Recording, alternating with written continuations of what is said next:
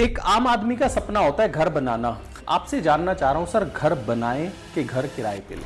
Casinos जो होते हैं ना, वो क्यों चलते हैं, क्यों इतने आबाद होते हैं? क्योंकि उनको पता होता है 99 हारेंगे, एक जीतेगा। मैं बता रहा हूं, कॉपिंग is the most underrated way of making money. Real estate में इन्वेस्ट करें या सोना खरीद लें, गोल्ड खरीद लें? स्किल्स पे इन्वेस्ट करो। स्किल्स पे खर्चा नहीं होता, निवेश होता है। देखिए, स्टॉक पिकिंग जो है ना, वो अभिमन्यु का चक्रव्यूह है। जॉब वाले जो लोग हैं उनके लिए कुछ ऑप्शंस बताना चाहोगे आप पैसिव इनकम के? डेनिस रिचर्ड्स जो अपने जमाने के सबसे बड़े ट्रेडर थे, उन्होंने एक बात कही। बोलते मैं एक काम करता हूं, वॉल स्ट्रीट जर्नल में अपनी स्ट्रैटेजी छाप देता हूं कि भैया डेनिस रिचर्ड इस तरीके से बिलियंस ऑफ डॉलर्स कमा रहा है। बोलते फिर भी लोग नहीं कमाते। मैं ट्रेडिंग को ना पर्सनली स्कैम के कैटेगरी में डालता हूं। वड़ा पाव वाली जो दीदी है ना, वो टिपिकल छपरी है। Stock market is the most difficult place to make easy money. Invest करने की राइट एज क्या है? 2-2.5 लाख रुपए महीने से कम कमाने वाला बंदा घर का सोच ही नहीं सकता। हेलो दोस्तों, कैसे हैं आप? स्वागत है आपका मेरे एक और पॉडकास्ट में। आज बहुत मजा आने वाला है। आज हम बात करने वाले हैं पैसे बनाने की और पैसों को मल्टीप्लाई करने की। हमारे साथ है संजय जी।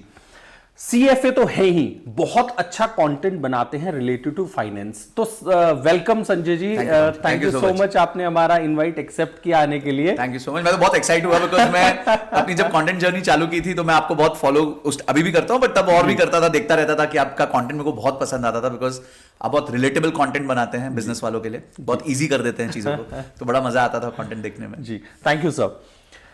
एक आम आदमी का सपना होता है घर बनाना। हाँ, कंट्रोवर्शियल स्टेटमेंट्स बहुत सारे आते हैं इंटरनेट पे। आपसे जानना चाह रहा हूं सर, घर बनाएं कि घर किराए पे लें? देखिए, अब इसको ना थोड़ा सा डिसाइफर करते हैं जी। एक है सिंपल, मैं एक छोटा सा कंटेंट दे दूं, वो रील बेस्ड कंटेंट हो तो मजा आ जाए। बट देखिए, आपको बहुत ज्यादा जर्नी में इसमें जाना पड़ेगा अंदर जी। चीजों में। जी। It's a mathematical decision. लोग इमोशन कहते हैं, इमोशनल डिसीजन है, पर इमोशन के साथ मैथ्स नहीं लगाओगे तो जिंदगी भर स्ट्रगल करते रहोगे। देखिए, आज जो रूल बना था घर खरीदने का, दीपक पारेख जी ने बनाया था, जो एचडीएफसी के बैंक के चेयरमैन थे, जिन्होंने एचडीएफसी जब पहली बार इजाद किया था। तो उन्होंने बोला था कि आपका घर जो है, आपकी इनकम का, एनुअल इनकम का 4 से 5 गुना होना चाहिए। अब आप समझिए, कोई व्यक्ति है जिसकी इनकम आज गुड़गांव में काम कर रहा है, 10 लाख है साल की, तो यानी वो 40 से 50 लाख का घर खरीद सकता है। आप गुड़गांव में रहते हैं, मुझे बताइए कहां 40-50 लाख का घर मिलता है? नहीं मिलता। मिनिमम मेरे को लगता है 1-1.5 करोड़ से नीचे आज गुड़गांव साइड में घर मिलना 2 बेडरूम का बहुत ही मुश्किल है। तो अगर मैं 1.5 करोड़ पकड़ता हूं, क्योंकि stamp duty, registration, brokerage, car parking, ये सब जोड़ जाड़ के 1.5 करोड़ का घर बनता है।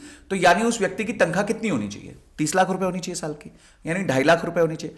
मतलब इंडिया में बड़ी सिटीज में आज मुझे लगता है 2-2.5 लाख रुपए महीने से कम कमाने वाला बंदा घर का सोच ही नहीं सकता, क्योंकि वो इक्वेशन में बैठेगा ही नहीं मामला। अब अगर वो व्यक्ति आज 1 लाख रुपए कमाता है और वो सोचता है मैं 1.5 करोड़ का घर लूंगा, तो पहले उसको 30 लाख रुपए तो पहले डाउन पेमेंट करनी है खुद के जेब से। अब वो कहां से इकट्ठे होंगे मुझे नहीं पता, मेरे पास उसका जवाब नहीं है, उसके पास ही होगा। पर चलो कहीं से हो गए जी, उसने पिताजी ने दे दिए, भाई ने दे दिया, बहन ने दे दिया, ससुर जी ने दे दिया, किसी ने दे दिए। अब बचे 1 करोड़ 20 लाख रुपए। अब 1 करोड़ 20 लाख की ईएमआई आती है 1 लाख रुपए। बता भाई, तू कैसे देगा 1 लाख रुपए की तनख्वाह में? तो इसीलिए इक्वेशन जानना बहुत जरूरी है। ठीक है। दूसरी बात यह है, जैसे मैं लोगों को कहता हूं, जब मैंने अपना जॉब स्टार्ट किया, मेरे पेरेंट्स ने घर लिया था बॉम्बे में। तो जिस घर में, मेरे पेरेंट्स के घर में मैं रहता था वहां पे उस टाइम, तो मैंने जब जॉब स्टार्ट किया तो उस घर को मैं उधार लेके भी नहीं खरीद सकता था। कि मैं उधार लेता, मेरे पास तो कुछ ज्यादा थी नहीं सेविंग, उधार लेता तो भी मैं पैसे पूरे नहीं कर पाता, उसके इतना उधार ही नहीं मिलता मेरे को। और आज वही घर मैं करीबन 4 से 5 बार ले सकता हूं अपने बैंक बैलेंस से। मतलब मेरे म्यूचुअल फंड्स और जो भी तोड़ ताड़ के मैं 4 से 5 बार वही घर ले सकता हूं, सेम घर। तो यानी पिछले 18 सालों में वो घर उतना तेजी से नहीं बढ़ा जितना तेजी से मैं बढ़ा। पर अगर मैं फोकस करता कि मेरे को वो घर लेना है और मैं शायद अपने ऊपर एक एक्स्ट्रा ईएमआई का बर्डन डाल देता, तो मैं वो सब नहीं कर पाता जो मैंने किया, जिसकी वजह से मेरी स्किल्स ग्रो हुई। जैसे मेरी एमबीए खत्म हुई, मैंने इमीडिएटली सीएफए करी। अब सीएफए के लिए मेरे को 1.5 लाख 2 लाख रुपए लगे। अब मेरी तनख्वाह उस टाइम थी 6-7 लाख रुपए। तो मैंने वो पैसा निकाला उसमें से, मैंने लॉ की पढ़ाई चालू करी, मैंने फाइनेंस के कोर्सेज किए, मैंने जाके एक्सेल सीखा, क्योंकि तब कॉलेजेस में एक्सेल नहीं सिखाया जाता था, हमें पता ही नहीं था एक्सेल क्या होता है। तो मैंने वो सारी चीजों में निवेश किया जिसने मेरे रिटर्न्स को बहुत तेजी से बढ़ाया। और मैंने अपनी रिटर्न्स को 6 गुना कर दिया 6 साल में। मेरी तनख्वाह 6 गुना हुई 6 साल में। तो मेरा मुद्दा यह है कि आपको घर लेना है, आप लीजिए, कोई प्रॉब्लम नहीं है, इक्वेशन सेट कर लीजिए।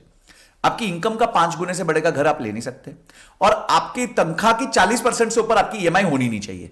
अगर इस इक्वेशन फ्रेमवर्क में आपका घर बनता है तो बनाइए, नहीं तो स्ट्रेस मत लीजिए, आगे बना लेना, कोई जल्दी नहीं है। ऐसे ये घर खत्म नहीं हो रहे, कुछ हो रहा नहीं, आजकल किराए पे लेना कंपैरेटिवली आसान हो गया है, रेंट सस्ता भी पड़ता है, आपको फ्लेक्सिबिलिटी होती है। आज आप गुड़गांव में काम कर रहे हैं, कल आपको जाके बॉम्बे में काम करना है, फिर बेंगलुरु में काम करना है, फिर हो सकता है इंडिया छोड़ के दुबई जाना है, कहीं भी करना है, वो फ्लेक्सिबिलिटी आपको मिल जाती है। घर आपको एक तरीके से बांध देता है कि भाई अब आप यहीं रहो, ओके राइट। तो मुझे ऐसा लगता है कि जब तक आप फर्म ना हो जाओ आपको लाइफ में क्या करना है, जब तक आपको ये ना लगे कि यार आपने अपना बेस्ट निकाल लिया है, और तीसरा वो इक्वेशन आपकी मैच ना हो जाए, तब तक आप घर मत लो, उसके बाद ले लो, कोई प्रॉब्लम नहीं। ग्रेट। आईफोन, ओहो छोटे छोटे बच्चे जो पैसा नहीं कमा रहे हैं आईफोन लेके घूम रहे हैं, उनको तो शायद लेना ही नहीं चाहिए, लेकिन एक जो सैलरीड है या छोटे मोटे बिजनेसेस करे बैठे हैं, क्या उनको आईफोन लेना चाहिए? अगर लेना चाहिए तो क्या वन टाइम पेमेंट पे लेना चाहिए, ईएमआई पे लेना चाहिए? देखिए राहुल जी, आईफोन जो है ना, उसकी कॉस्ट ऑफ ओनरशिप बहुत ज्यादा है। एक बार को लेने को तो फिर भी चलो आदमी थोड़ा स्ट्रेच कर लेता है, ये सब कर लेता है, बट आजकल जो सिचुएशन हो गई, मेरे पास भी दोनों फोन है, तो कल की बात है, मैं कुछ चाय पत्ती मंगा रहा था, तो मैंने अपने एंड्रॉयड पे खोला एक क्विक कॉमर्स ऐप, और एक मैंने अपने एंड्रॉयड पे खोल लिया वही सेम क्विक कॉमर्स ऐप। दोनों पे मैंने वो चाय का नाम लिखा, एक पे देखता हूं 1 किलो, दोनों का सेम बैग 1 किलो का, एक पे आ रहा है 441 रुपये एंड्रॉयड पे, और आईफोन पे आ रहा है 561 रुपये, विच इज 120 रुपीज मोर। अगर आप परसेंटेज टर्म्स में देखें तो मोटा मोटी 25-30% के आसपास का जाता है। अगर आप महीने में 5,000 की ग्रोसरी खरीद रहे हो, तो यानी आप 1,000 रुपए तो बेयर मिनिमम ज्यादा इसलिए दे रहे हो क्योंकि आप आईफोन पे हो, तो यानी 12,000 रुपए साल के तो आप आईफोन ओन करने के दे रहे हो, क्योंकि आपकी ग्रोसरी, और काफी जगहों पे तो ये भी पता चला है, जैसे राइड हेलिंग एप्स हैं, जैसे आप टैक्सी बुक करते हैं, उनमें भी 20-20% का फर्क, 25-25% का फर्क आ रहा है। तो पहले तो आप आईफोन खरीदते हो, और उसके बाद इन सारी एप्स को आप ज्यादा पैसे देते हो, तो ये तो डबल मार हो गई हमारे लिए, तो कॉस्ट ऑफ ओनरशिप उसकी बहुत जबरदस्त है। दूसरी बात, अगर आपको आईफोन खरीदना, मैं कहता हूं कोई भी फोन खरीदना है, there are 2 types of debt. एक डेट होता है जो लायबिलिटी ओरिएंटेड डेट होता है, एक होता है asset oriented debt. Liability oriented debt वो होता है जिसे हम उधार लेके लायबिलिटी खरीदते हैं, जैसे कि हमने गाड़ी खरीद ली जो डेप्रिशिएट कर रहा है, फोन ले लिया, तो ये सारी लायबिलिटी ओरिएंटेड डेट है। एसेट ओरिएंटेड डेट होता है आपने घर लिया, लोन लिया और घर ले लिया, तो एटलीस्ट आपने कोई एसेट क्रिएट किया, चाहे वो बेस्ट यूज ऑफ डेट है नहीं है वो अलग चर्चा है, पर एटलीस्ट आपने कोई एसेट क्रिएट किया, ठीक है। तो जो भी लायबिलिटी ओरिएंटेड डेट की ईएमआई है, वो आपकी तनख्वाह की 15% से कम होनी चाहिए। तो अगर आपकी 15% की तनख्वाह से कम में आप मर्सिडीज खरीदना चाहते हो, आप बीएमडब्ल्यू खरीदना चाहते हो, आप आईफोन खरीदना चाहते हो, आप लुई विटॉन खरीदना चाहते हो, आप जो चीज खरीदना चाहते हो आप खरीद लो, कोई प्रॉब्लम नहीं है। तो अगर आपकी तनख्वाह 1 लाख है, तो आप 15,000 रुपए तक महीने का ये लायबिलिटी ओरिएंटेड डेट पे डाल सकते हो, जिसमें आप कंजम्पशन ओरिएंटेड रह सकते हो कि मेरे पास आईफोन होना चाहिए, मेरे पास एक अच्छी गाड़ी होनी चाहिए, मेरे पास ये बाइक होनी चाहिए। कुछ लोगों को रॉयल एनफील्ड का शौक होता है, कुछ लोगों को हार्ले डेविडसन का शौक होता है, तो कोई भी चीज आपको लेनी है लीजिए, पर वो आपकी तनख्वाह के 15% से कम में उसकी ईएमआई आनी चाहिए। अगर तो वो इक्वेशन बैठ रही है तो ठीक है। और रिच लोग हमेशा ऐसे ही सोचते हैं, जिनके पास मर्सिडीज होती है वो एक्चुअली रोल्स रॉयस खरीद सकते हैं, पर वो रोल्स रॉयस जब खरीद सकते हैं तब वो मर्सिडीज खरीदते हैं, और जब वो जहाज खरीदने की ताकत रखते हैं तब वो रोल्स रॉयस खरीदते हैं। तो ये जो रिच मेंटालिटी है वो सोचती है ऐसे। अगर आज हम बोले कि अनंत अंबानी के पास 8 करोड़ की रोल्स रॉयस है, तो हम जानते हैं वो एक्चुअली क्या क्या ओन कर सकता है, क्या ताकत है उसकी ओन करने की, तब जाके वो एक रोल्स रॉयस और इस तरह की गाड़ियों को अफोर्ड करते हैं। या कोई भी और भी बिजनेसमैन हम देखें तो वो बहुत जब बड़ा कर लेते हैं, जैसे मारवाड़ियों में आपके यहां तो कहते हैं कि अगर आप 100 रुपए कमाते हो तो 1 रुपए का आप जो है मजा करो, बाकी तो आप बचा के रखो क्योंकि कुछ भी हो सकता है। पर मैं कहता हूं 1 रुपया नहीं, आज का जमाना थोड़ा अलग हो गया, तो 15 रुपए कर लो, पर 15 रुपए से ऊपर मत जाओ। तो अगर 15 रुपए में आप आईफोन अफोर्ड कर सकते हो, go for it, no problem. Wonderful. Invest करने की राइट एज क्या है Sanjay ji? As early as possible, okay, obviously. और क्योंकि जितना आप जल्दी इन्वेस्ट करते हैं उतना आपको कंपाउंडिंग का बेनिफिट मिलता है। तो कई सिनेरियोज में तो ये देखा गया है कि अगर 2 लोग इन्वेस्टमेंट जर्नी चालू करें और एक बंदा सिर्फ 10 साल पहले चालू कर रहा है और वो 10 साल करने के बाद आगे करे भी ना, तो वो दूसरे बंदे से फिर भी ज्यादा कमा लेता है, क्योंकि टाइम। इसका बड़ा सिंपल इक्वेशन, एक्चुअली ना हमें बचपन में कंपाउंडिंग का फॉर्मूला सिखाया, कंपाउंडिंग नहीं सिखाई। कंपाउंडिंग का फॉर्मूला है A = P × 1 + R⁻n, ये उसका एक इक्वेशन है। इसमें 3 चीजें, आप पैसा कितना डालते हैं, वो कितना रिटर्न्स कमाता है और वो कितने समय के लिए कमाता है, ये 3 ही चीजें हैं जिस पे डिपेंड कर। अब पैसा रिटर्न्स कितना कमाता है ये हमारे हाथ में नहीं है। हमने मार्केट में डाला, अगले दिन मार्केट क्रैश कर गई, ठीक है। हमने मार्केट में डाला, अगले दिन मार्केट बहुत तेजी से भाग गई, ये तो हमारे हाथ में नहीं है। पर दो चीजें हमारे हाथ में, हम कितना पैसा डालते हैं और कितना समय के लिए डालते हैं। कितना पैसा डालते हैं वो मल्टीप्लिकेशन में है, और कितना समय के लिए डालते हैं वो पावर में है। तो यानी आप जितना ज्यादा समय के लिए पैसा डालेंगे उतना आपके रिटर्न ज्यादा होने के चांसेस होते हैं। इसीलिए जितना जल्दी आप इन्वेस्टमेंट चालू करेंगे उतना ज्यादा अच्छा है। पर मैं इन्वेस्टमेंट से पहले लोगों को कहता हूं कि एक दो चीजें कर लो। इन्वेस्टमेंट चालू करने से पहले दो चीजें करनी बहुत जरूरी है, और वो दो चीजें हैं, आपको पहले अपना इमरजेंसी फंड क्रिएट करना बहुत जरूरी है। राहुल जी अभी पीछे एक मित्र रहे बहुत अच्छे, and he must be 45-46 years old, और उनकी तनख्वाह होगी मेरे हिसाब से 3-3.5 लाख रुपए महीना। और कुछ कारणवश जो प्रोसेस में वो थे, वो प्रोसेस बंद हो गया, तो उनको ले ऑफ कर दिया गया। And he called me and he said कि ऐसा ऐसा मेरे साथ हुआ, तो कुछ हेल्प, मतलब मेरे को कहीं जॉब वॉब के लिए हेल्प करो। ठीक है, परफेक्ट। बॉम्बे रहते हैं और एक बेटा है। 15 दिन बाद फिर से फोन आता है, बोलता है संजय सर कुछ थोड़ा सा हेल्प हो सकती है डेट वेट। मतलब क्यों?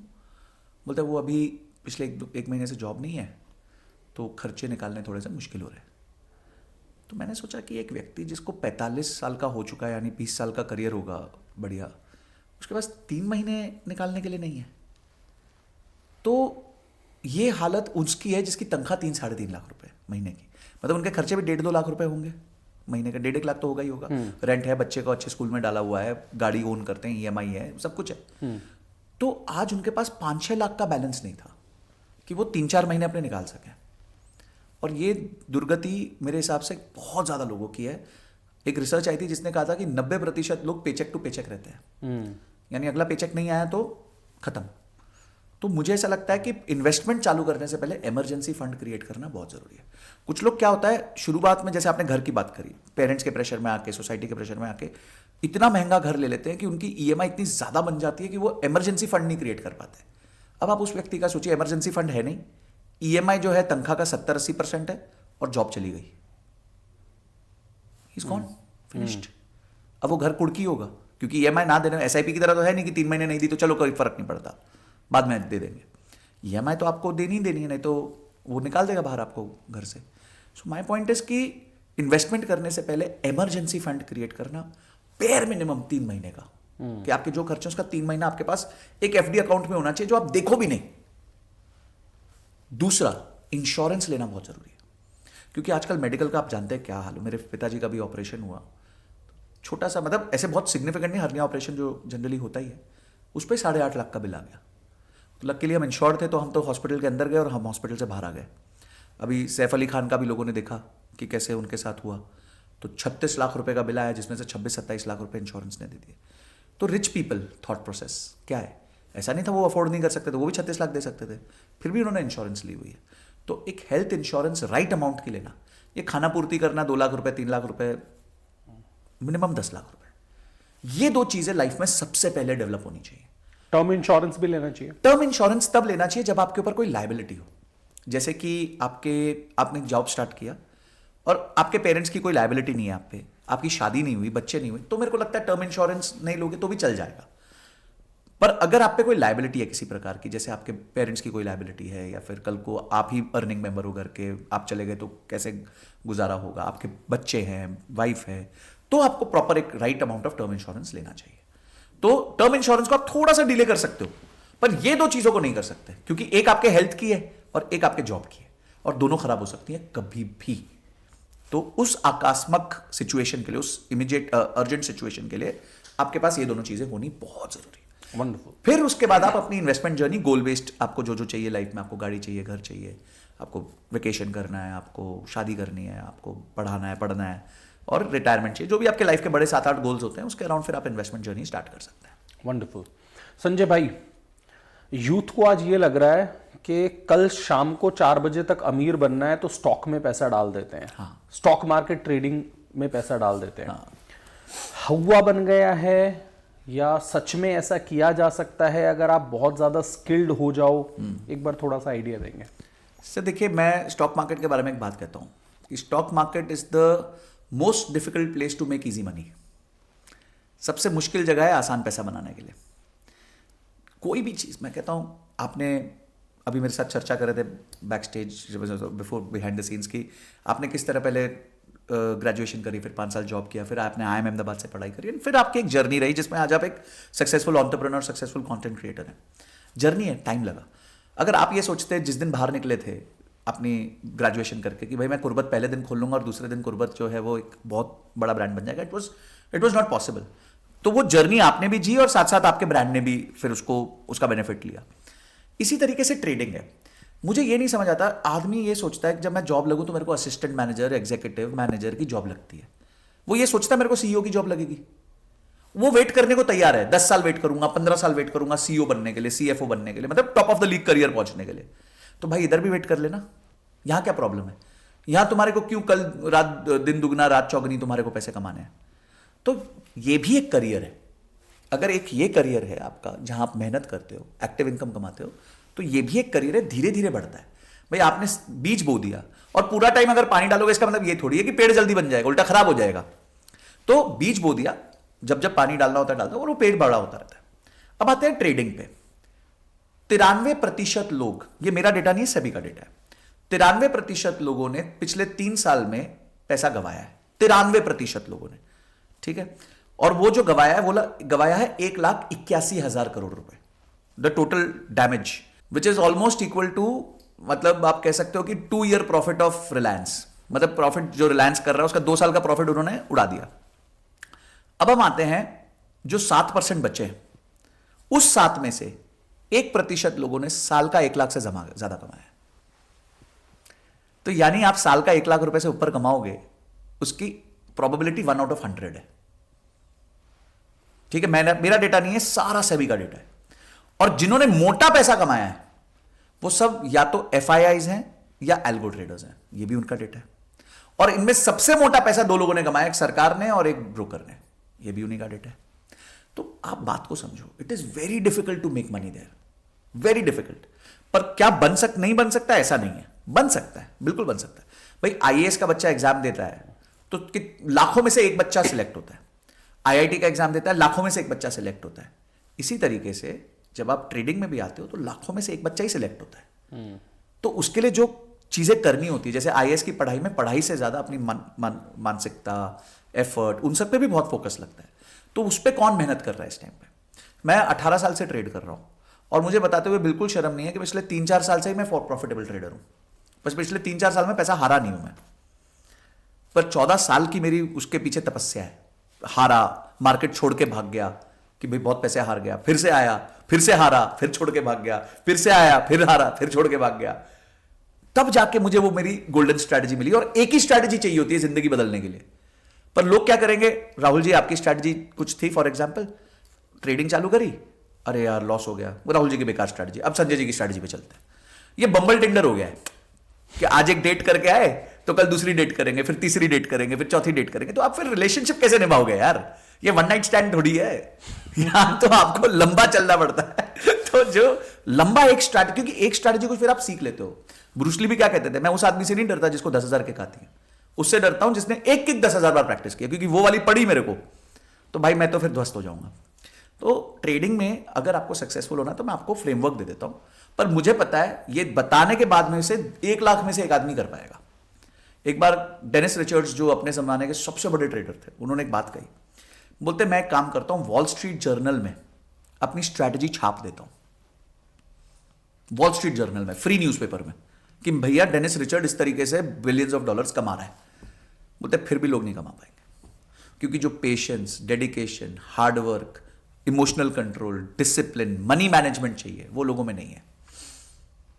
तो अगर आपको सक्सेसफुल ट्रेडर बनना है तो पहले आपको बहुत सीखना पड़ेगा और बहुत कम स्ट्रैटेजीज पे फोकस करना पड़ेगा।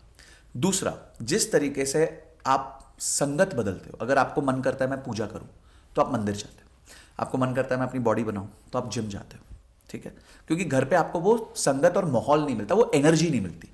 तो आप घर में 4 स्क्रीन लगा के ट्रेडिंग करो, ये पॉसिबल नहीं है। आप संगत में जाओ, क्लास में जाओ, या फिर किसी कंपनी को ज्वाइन करो जहां पे ट्रेडिंग हो रही है, ताकि आप उस संगत में आ जाओ, क्योंकि संगत से बहुत बड़ा फर्क पड़ता है। वो उसी तरह की बातें चल रही होती हैं, आपको everybody is pushing you to go up, right. और उसके बाद एक दो स्ट्रैटेजीज पे फिक्स होकर उसको कंटिन्यूअसली रन करो। और चौथी चीज है, अगर रिश्ता लंबा निभाना है, अगर लॉन्ग टर्म में आपको ट्रेडिंग से पैसा कमाना है, तो अपेक्षाएं कम रखो। अगर आप ये सोचोगे कि मैं 50,000 रुपए डाल के दिन का 5,000 रुपए बनाऊंगा, तो आप दिहाड़ी मजदूर वाली सोच लेके चल रहे हो। दिहाड़ी मजदूर क्या सोचता है, मैं चौक पे खड़ा हो जाऊं, कोई तो एक बस आएगी, बोलेगी 500 रुपए दिन का, 500 रुपए दिन का, 500 रुपए दिन का, मैं चढ़ जाऊं वहां पे 8 घंटे काम करूं, 2 बार चाय मिलेगी, 1 बार समोसा मिलेगा, और रात को मैं घर पे आऊंगा, 500 रुपए का पौवा पीऊंगा, सो जाऊंगा। तो ये आपकी भी दिहाड़ी वाली मजदूर होगी। आपकी दिहाड़ी की अपेक्षा ज्यादा है, उसकी 500, आपकी 5,000 है, बस इतना ही फर्क है, ज्यादा फर्क नहीं। तो ये दिहाड़ी मजदूर वाली सोच से बाहर आना पड़ेगा। ट्रेडिंग को प्रॉपरली सीखना पड़ेगा, संगति को बदलना पड़ेगा, और धीरे धीरे इसको डेवलप करना होगा। जिस तरह से डॉक्टर बनने को 5 साल लगते हैं, आपको इंजीनियर बनने को 4 साल लगते हैं, एक सक्सेसफुल प्रॉफिटेबल ट्रेडर बनने को हो सकता है आपको 5 से 6 साल लग जाए। पर उसके बाद फिर आपके लिए रिकरिंग इनकम है, जिंदगी भर की इनकम है, फिर आप अच्छे से पैसा कमा सकते हो उसमें। ओके, तो ये मतलब थोड़ा आंसर लंबा हो गया, बट आई थिंक जरूरी था ये थोड़ा सा पॉइंट को एम्फसाइज करना। संजय जी, मुझे लगता है आज की तारीख में जो युवाओं को सबसे बड़ा जो स्कैम, मैं पर्सनली ये मानता हूं कि मैं ट्रेडिंग को ना पर्सनली स्कैम के कैटेगरी में डालता हूं, मैं पर्सनली, और मैं, and I am saying it in front of camera.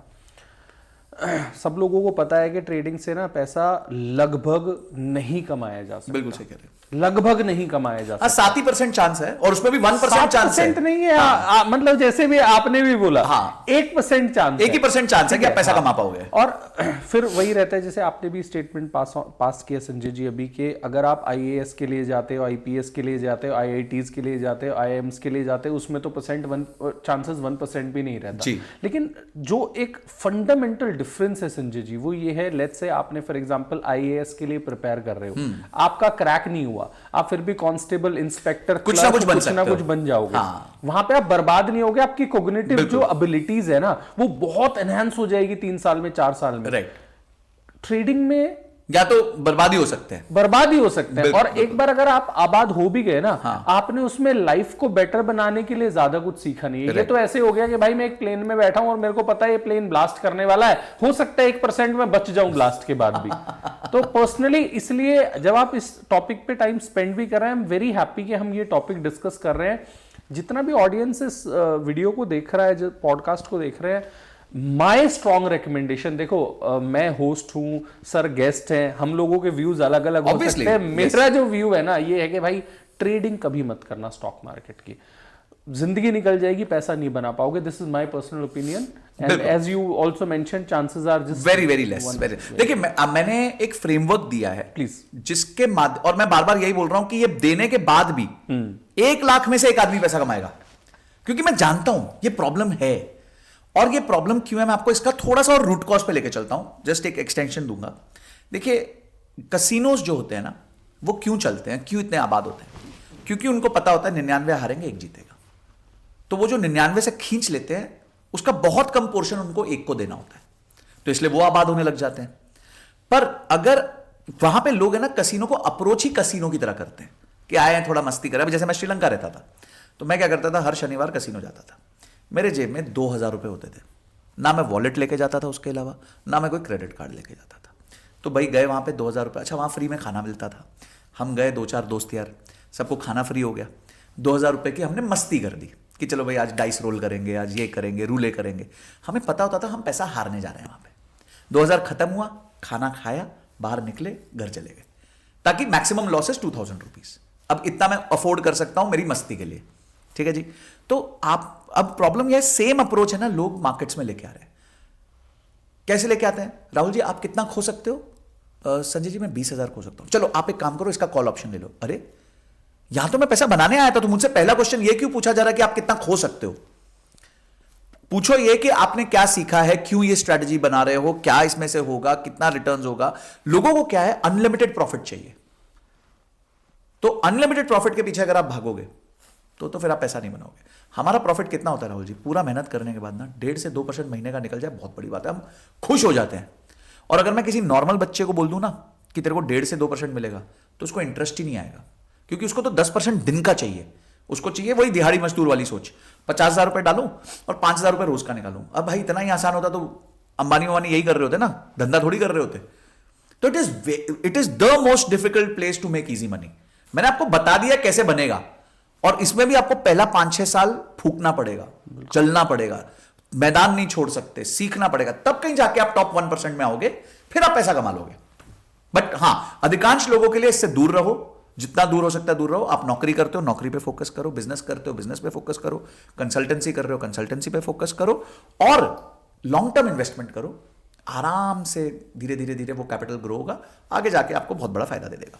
Wonderful Sanjay भाई, बहुत मजा आ रहा है। ऑडियंस जितने भी क्वेश्चंस आपके हो कमेंट में लिख देना, कोशिश करेंगे संजय भाई के साथ सेकंड पॉडकास्ट भी करेंगे। पहले इसको कंटिन्यू करते हैं, इनकम की बात करते हैं संजय भाई ji. Active income versus passive income की बहुत बात होती है। जी। आपका क्या कहना है, कौन सा बेटर है, कैसे करना चाहिए? देखिए, एक्टिव, मुझे ऐसा, एक्टिव वर्ड्स अपने आप ही बता रहे हैं कि क्या करना है। एक्टिव मतलब जहां मेहनत करनी है, पैसिव मतलब जहां मेहनत नहीं करनी है। प्रॉब्लम यह है उल्टा हो रहा है, जहां हम एक्टिव होना चाहिए वहां हम पैसिव हो रहे हैं, और जहां हमें पैसिव होना चाहिए वहां हम एक्टिव हो रहे हैं। इसका उदाहरण देता हूं। अभी हम बीटीएस बात ही कर रहे थे कि एक व्यक्ति है जो जॉब ज्वाइन करता है और उसने 22 साल 23 साल 24 साल पढ़ाई करी होती है। अब उसको लगने लग जाता है यार मैंने जॉब ज्वाइन कर लिया, मेरा काम हो गया, बस ठीक है, मुझे पढ़ाई करने की जरूरत नहीं है।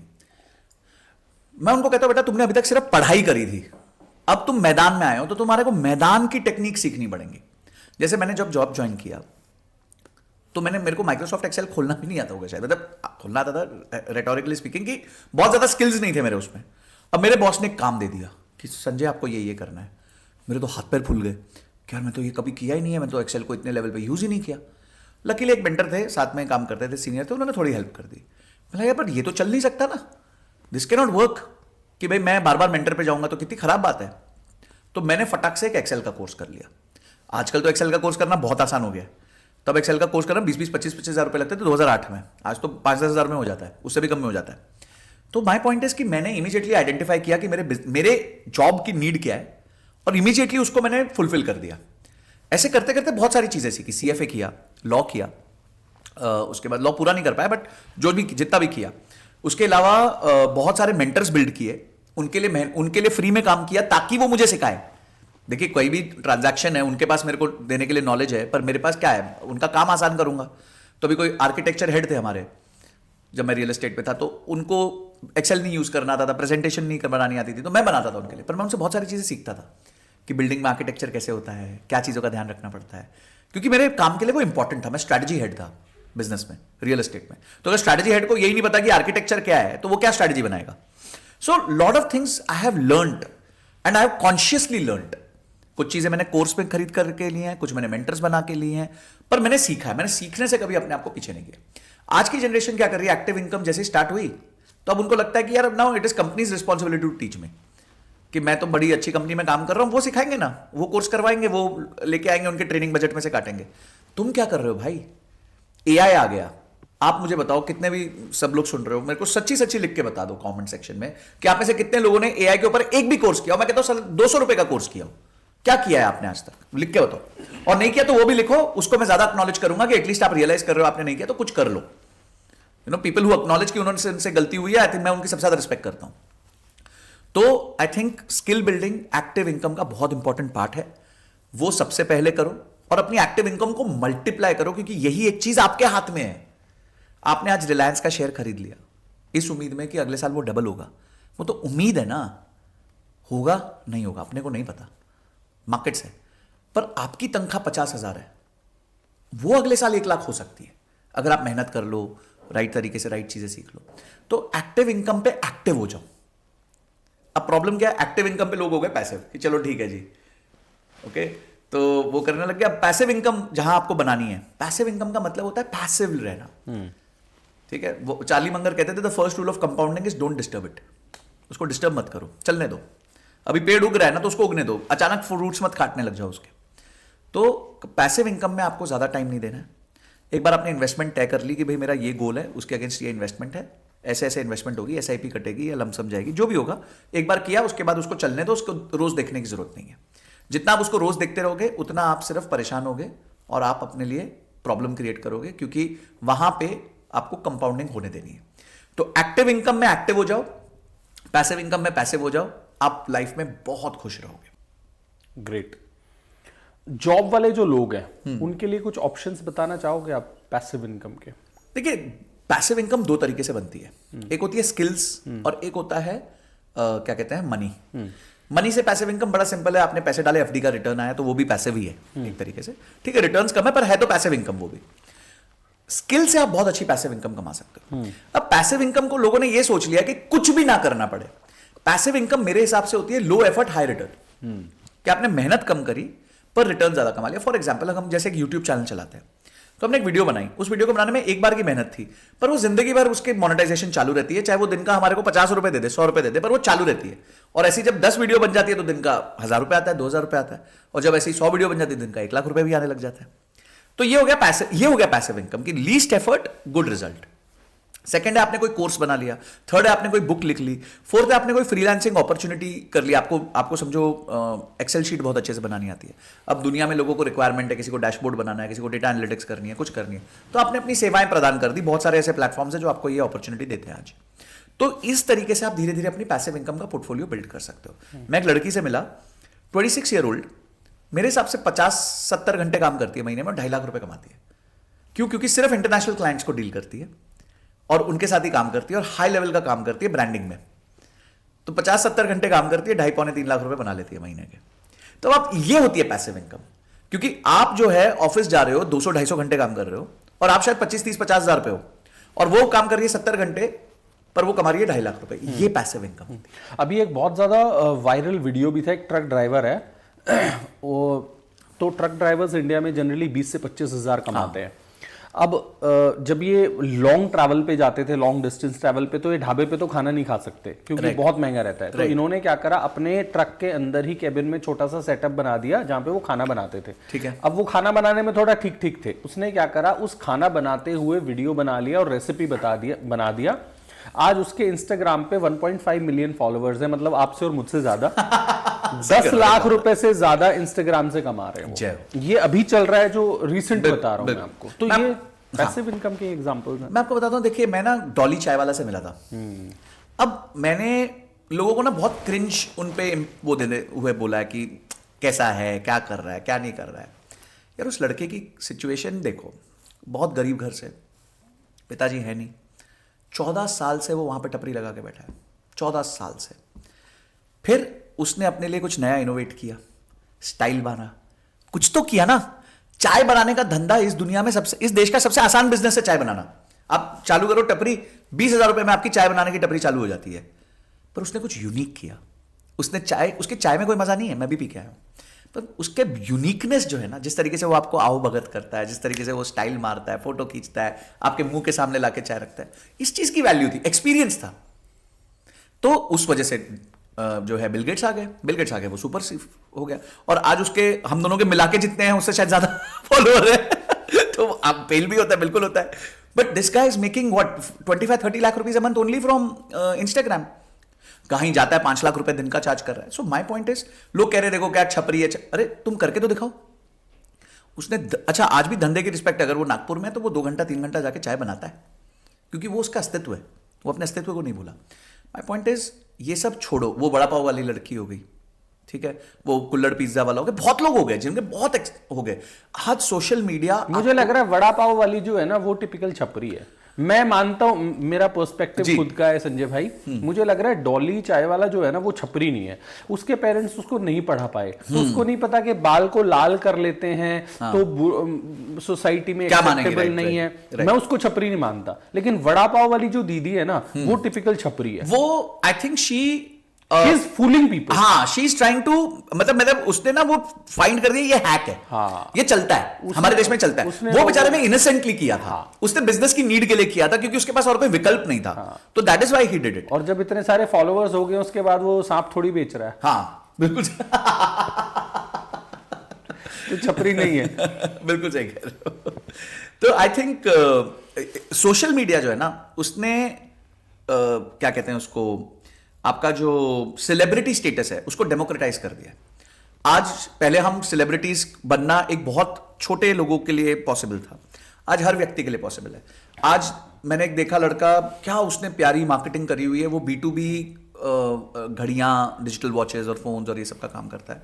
एंड द गाय हैज, मतलब क्या प्यारी रील्स बनाता है, मतलब ऐसा लगता है कि मैं भी दुकान खोल के इसी से सामान ले लूं. तो people have found innovative ways to market their product. तो आई थिंक पैसिव इनकम बनाना. अच्छा, एक मैं लड़के को जानता हूं, मेरे साथ काम करता था, वो ना MIS ये सब बनाता था. 18,000 रुपए की सैलरी थी उसकी महीने की, 18,000 रुपीज अ मंथ. एंड मेरे पास एक दिन आया, बोलता है कि संजय सर मेरे को ना मेरी तनख्वाह बढ़ाओ. मतलब क्यों? बोलते मेरा गुजारा नहीं चल रहा 18,000 में. मतलब that is not my problem, वो मेरी प्रॉब्लम थोड़ी है. What are you adding value to me? तू मुझे नया क्या करके देगा जिसकी वजह से मैं तेरा 18 का 85 कर दूं या 80 कर दूं या 50 कर दूं, जो भी करना है तेरे को करना. तो जवाब ही नहीं. मतलब तू ऐसे मत कर, मेरे से भीख मत मांग, ठीक है, कि नहीं मेरा घर नहीं चल रहा, मैं दे दूंगा, आगे कोई नहीं देगा. तो एक काम कर ले, अपनी स्किल्स पे फोकस कर. उसने कोर्स किया, 60-70 हज़ार का कोर्स था, उसमें भी उसको EMI मिल गई, ठीक है. तो वो कोर्स करके उसको पूरा प्रॉपर डैशबोर्ड बनाना आ गया, वो आ गया. उसी कोर्स में उसने ये भी सीख लिया कि इन क्या कहते हैं स्किल्स को मोनेटाइज कैसे करते हैं. उसने अपना यूट्यूब चैनल खोला और साथ में अपने आप को फाइवर, फाइवर, जो भी वो सब वेबसाइट, अपवर्क और ये सब वेबसाइट्स पे रजिस्टर कर दिया. यूट्यूब चैनल खोला, छोटे छोटे Excel hacks, data interpretation hacks, ये सब देने लग गया. उसके धीरे धीरे करके 25-30 हज़ार सब्सक्राइबर बने. Today he starts a batch every month जिसमें वो 3,000 रुपये लेता है बच्चों से लाइव पढ़ाने का. आज राहुल भाई उसको 80 रजिस्ट्रेशंस पर मंथ आते हैं, which is 2.5 lakh rupees approximately. और जो उसने अपने आप को लिस्ट किया हुआ है उसमें वो महीने का $1,000 कमाता है. He is making more than 3 lakh rupees a month today. और काफी कम एफर्ट करके ये काम करने को उसको 18 महीने लगे, सिर्फ 18 महीने लगे. 6 महीने का कोर्स था, 12 महीने उसको बिल्ड करने में लग गए. पर उसका पेशेंस था, उसने मेहनत करी. सो माई पॉइंट इज कि स्किल्स की ना कोई सीमा नहीं है. आप 18,000 पे हो ना, तो आप 18 लाख पे भी पहुंच सकते हो महीने के. इसका कोई कैप ही नहीं है, अनलिमिटेड है ये. करोड़ रुपए भी पहुंच सकते हो. पॉइंट इज कि थोड़ी मेहनत करो, स्किल्स को मोनेटाइज करना सीखो. मोनेटाइजेशन आजकल बहुत विकल्प है दुनिया में मोनेटाइज करने के. आज पैसा कमाना जितना आसान है उतना पहले कभी था ही नहीं. पर थोड़ा फोकस करोगे तो ही जाके आप पैसा कमा पाओगे. वंडरफुल. पैसा कमाने के लिए एक इंपॉर्टेंट चीज है हैबिट्स. कौन कौन से हैबिट्स है संजय भाई जो आपको गरीब बना देते हैं? कौन कौन से हैबिट्स है जो गरीब बना देते हैं? फिर नेक्स्ट क्वेश्चन पूछूंगा, कौन कौन से हैबिट्स है जो अमीर बना देते हैं? तो आई थिंक फ्लिप कर दूं? हाँ, नहीं फ्लिप नहीं, मतलब I think broadly 3-4 he habits हैं जो आपको रखनी है. सी मुझे ऐसा लगता है कि हर चीज का ना आपको सुपर एक्सपर्ट बनने की कोई जरूरत नहीं है, बहुत ज्यादा एक्सपर्ट बनने की जरूरत नहीं. मैंने कहीं जगह पढ़ा कि स्पैनिश अगर आपको सीखनी है तो टोटल स्पैनिश में 1 लाख शब्द है, पर 99% जो स्पोकन स्पैनिश है वो मात्र 2,500 शब्दों की है. तो अब अगर आप बोलोगे नहीं मैं तो PhD करना चाहता हूं स्पैनिश में, तो आप कोशिश करोगे 1 लाख शब्द सीखने की. पर अगर आप 2,500 भी सीख गए, 2,500 छोड़ो, आप 1,500 भी सीख गए, तो यानी कि आप 80% स्पैनिश बोल समझ पाओगे. तो मुझे लगता है हर व्यक्ति को अपने स्किल जो भी एरिया है उसमें, इसे मैं कहता हूं मिनिमम इफेक्टिव डोज, इतना डोज ले लो कि सुपर परफेक्ट बनने की जरूरत नहीं है, पर उतने में आपका काम निपट ले. अब जैसे आप एक्सेल सीखते हो या सिखाते हो, तो ऐसा है नहीं कि आप एक्सेल में तो 5 लाख फंक्शन है, पर डेली यूज के हो सकता है आपके 1,000 फंक्शन होंगे. तो आप 1,000 फंक्शन में अपना हाथ एकदम टाइट कर लो, मजेदार कर लो. तो पहली चीज यह है कि किसी भी चीज से ओवरवेल्म मत हो जाओ. जब भी आप कोई चीज सीखने जाते हो ना, आपको लगता है अरे बहुत मुश्किल होगा, बहुत बड़ा होगा. मैं आपको बताता हूं मेरे साथ क्या हुआ. मैं जब CFA कर रहा था तो हमारी CFA की एक एक किताब इतनी मोटी होती थी. अब आप 4 पन्ने पढ़ते हो, फिर आपको स्ट्रेस हो जाता है, अरे तो कितने पन्ने बचे, तो फिर आप कटर ऐसे वो देखते हो, अरे बहुत सारे पन्ने बचे, फिर 4 पन्ने पढ़, तो वो स्ट्रेस है ना जो आगे का, कि आगे का बहुत बचा हुआ है, वो आपको मार देता है, वो आपको पढ़ने नहीं देता, उसमें आपको इनर्शिया आ जाता है. तो मैंने क्या किया, मैंने बुक को चैप्टर वाइज काट दिया, पूरी बुक फाड़ दी. ये चैप्टर 1 खत्म हुआ तो इतना हिस्सा अलग, चैप्टर 2 खत्म हुआ इतना हिस्सा अलग. तो जब भी अब मैं चैप्टर लेके बैठता हूं, मेरे को पता है इतनी सी बुक है, तो ये चैप्टर इतना ही है मेरे लिए. तो कभी भी आपको सक्सेसफुल होना है ना, तो वर्क को देख के इंटिमिडेट मत हो जाओ, वर्क को हमेशा ब्रेक डाउन करो. ये हमारे को मैनेजमेंट में भी सिखाते थे, WBS कहते हैं, वर्क ब्रेकडाउन स्ट्रक्चर, कि कोई बड़े गोल को छोटे छोटे छोटे छोटे पीसेस में ले आओ, कि ये पोर्शन मैं आज कर लूंगा, ये पोर्शन मैं कल कर दूंगा, ये पोर्शन मैं परसों कर लूंगा. तो आपका बड़ा गोल छोटा हो जाता है, फिर आप अचीव कर पाते. तो that is point number 1. Point number 2 is skills पे इन्वेस्ट करो. स्किल्स पे खर्चा नहीं होता, निवेश होता है. वर्ड ये ना गलत वर्ड मत डालो, मेरा खर्चा हो रहा है, बोलो मेरा निवेश हो रहा है. क्योंकि जब आपका निवेश होता है उसकी रिटर्न्स आती है. तो स्किल्स का निवेश इस दुनिया का सबसे अच्छा निवेश है. ठीक है, वो कहते हैं ना, an investment in your brain will give you maximum gain. आपको सबसे ज्यादा गेन चाहिए ना, तो अपने ब्रेन में इन्वेस्ट करते रहो। तीसरी चीज जो पुअर आपको बनाएगी वो है अगर आपने बजटिंग नहीं करी तो। दोस्त आप कितना भी पैसा कमा लो, मैंने 7 लाख रुपए महीने कमाने वालों को भी गरीब देखा है और 50,000 रुपए महीने कमाने वालों को भी खुश देखा है। क्यों? क्योंकि बजटिंग पता होती है, उनको पता होता है उनका पैसा जा कहाँ रहा है, क्या चीज़ें उनके लिए महत्वपूर्ण है जिंदगी में जो उनको चाहिए, क्या चीज़ें हैं जिनके बिना वो काम चला सकते हैं। ये समझ अगर आपके में आ जाए तो आप कम पैसा कमाते हुए भी अच्छा जीवन जी सकते हैं। बजटिंग करना बहुत जरूरी है। चौथा जो मैंने पहले बोला था कि इमरजेंसी फंड ना क्रिएट करना और इंश्योरेंस ना क्रिएट करना, then you are only one, क्या कहते हैं, फायरिंग अवे या फिर one health issue away from becoming poor. तो ये दोनों चीजें इमीडिएटली क्रिएट करो, एक हेल्थ इंश्योरेंस और एक इमरजेंसी फंड। और पांचवा, निवेश को जितना हो सके उतना जल्दी स्टार्ट कर दो ताकि आपके गोल्स आप बहुत अच्छे से अचीव कर सको। ग्रेट। संजय भाई, रियल एस्टेट में इन्वेस्ट करें या सोना खरीद लें, गोल्ड खरीद लें? देखिए, पीटर लिंच ने एक बात बोली थी राहुल भाई कि you should know what you own and you should know why you own. ठीक है, कभी भी क्वेश्चन, अब आई थिंक ये इंडियन मेंटालिटी है कि हम क्वेश्चन हमेशा ये पूछते हैं ये खरीदे या ये खरीदे। कोई क्वेश्चन ये नहीं पूछता क्यों। भाई पहले आपको पता है, बचपन में आपने बात सुनी होगी घर में कि मैं प्लॉट ले रहा हूं ताकि मैं बेटी की शादी कर सकूं, तो उस प्लॉट के साथ एक गोल अटैच होता था। अब बेटी की शादी कल तो हो रही नहीं, अब तो पैदा हुई है बेचारी, तो 25 साल में होगी, 20 साल में होगी, तो यानी उनकी इन्वेस्टमेंट का होराइजन कितना हो गया? 20 साल का हो गया। अच्छा, इन्वेस्टमेंट का वो क्या हो गया, गोल क्या हो गया? बेटी की शादी। कल को बेटी की शादी होगी, प्लॉट 2 करोड़ का हो गया, उस दिन वो प्लॉट बेचेंगे। आज हमने 10 लाख में खरीदा था, 20 साल निकल गए, 20 साल में 20 गुना हो गया, हमने जी प्लॉट बेच दिया, 2 करोड़ में बेटी की शादी में लगा दिए, जो भी करना था अच्छी से शादी करती, हो गया काम। तो उन्होंने तो रियल एस्टेट ये सोच के नहीं खरीदा था कि भाई मैं रियल एस्टेट खरीदूं या गोल्ड खरीदूं, उन्होंने ये सोच के खरीदा था बेटी की शादी करनी है, और उस टाइम उनको सबसे अच्छा विकल्प दिखा रियल एस्टेट, प्लॉट। आज विकल्प बहुत हैं, आज आपके पास शेयर्स हैं, म्यूचुअल फंड्स है, ईटीएफ है, गोल्ड है, सब कुछ। तो आप पहले ये तय करो कि आपका गोल क्या है, व्हाट एंड व्हाई, ये पहले समझना बहुत जरूरी है।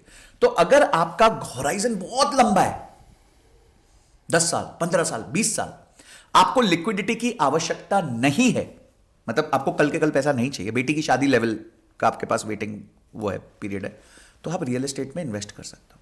और रियल एस्टेट में जब आप इन्वेस्ट करते हो तो ये याद रखना कि जब आप फ्लैट में इन्वेस्ट करते हो तो फ्लैट की उतनी तेजी से बढ़ोतरी नहीं होती जितनी प्लॉट की होती है। ठीक है, क्योंकि जमीन जो है वो स्कार्स है, फ्लैट स्कार्स नहीं, क्योंकि एक जमीन पे 50 फ्लैट बन सकते हैं, तो स्कार्सिटी जमीन की है, फ्लैट्स की नहीं है। और जैसे जैसे नई सोसाइटीज बनती है, पुरानी सोसाइटीज की वैल्यू थोड़ी थोड़ी थोड़ी थोड़ी कम होने लग जाती है, तो उस स्पीड से नहीं बढ़ पाते। तो अगर आपको इन्वेस्टमेंट करनी है तो एक राइट प्लॉट वाली जगह पे करोगे तो वो ज्यादा अच्छा रहता है, ये मेरा मानना है। तो अगर लॉन्ग टर्म होराइजन है, लिक्विडिटी की आवश्यकता नहीं है, तो आप रियल एस्टेट में डाल सकते हो। अब गोल्ड में मेरे को लगता है हर व्यक्ति को थोड़ा पैसा हर महीने गोल्ड में डालना चाहिए, चाहे 2,000 रुपए डाल लो, 3,000 रुपए डाल लो। उसका रीजन ये है कि मैं गोल्ड को गद्दा मानता हूं। अभी मार्केट्स नीचे गिर रही हैं, गोल्ड ऊपर जा रहा है, ये बिहेवियर है।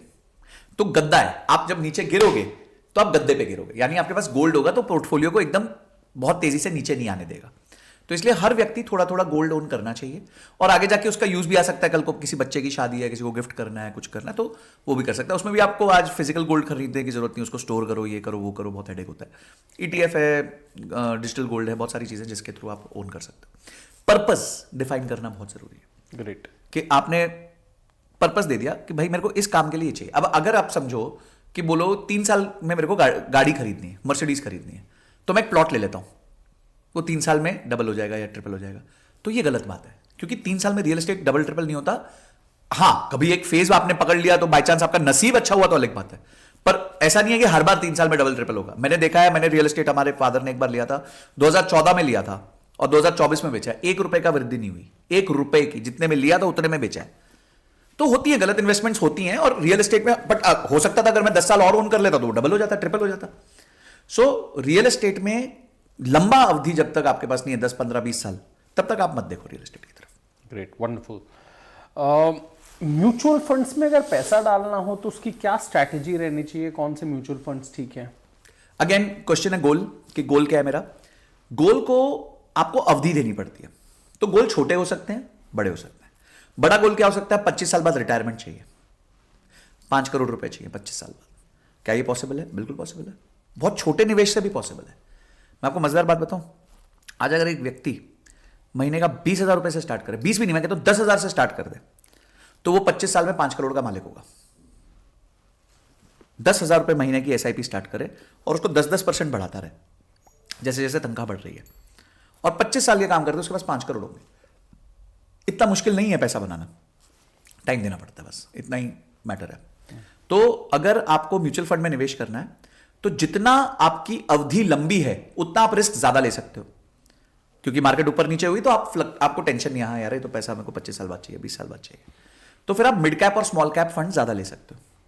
पर अगर आपकी अवधि छोटी है, 3 साल, 5 साल, 7 साल, तो फिर आप जो है मिड कैप स्मॉल कैप पे ज्यादा निवेश नहीं कर सकते, तो कम निवेश करो, ज्यादा निवेश लार्ज कैप में करो, क्योंकि लार्ज कैप ऐसे धड़ाम से 20-30-40% गिरते नहीं है, बहुत रेयर चांस है।